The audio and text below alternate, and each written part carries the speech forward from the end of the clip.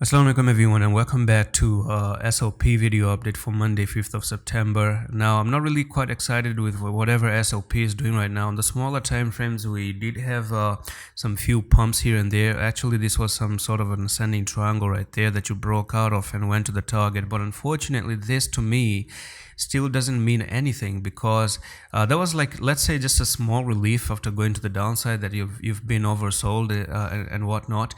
But the scenario remains that you went down, you made a flag, you went down, and you're still looking to come down to 313.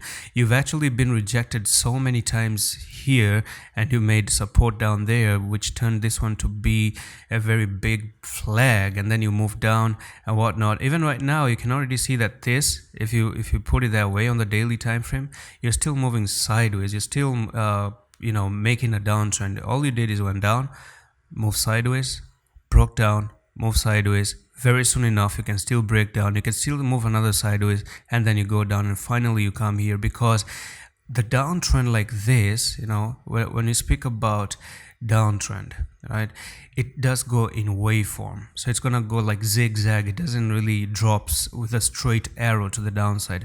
So in betweens you can have some pullbacks, but these are not guaranteed. And what you look at, if you look at it on the daily time frame, we still have a long way down to go there. And sooner rather than later, you're still gonna find it, unless you don't, be very, very bullish and break above 460 and go above like this and backtest this trend line and turn it into support, and then you move higher and higher. And that's pretty much it for this update on SOP. I'm gonna see you the next one. Allah Hafiz.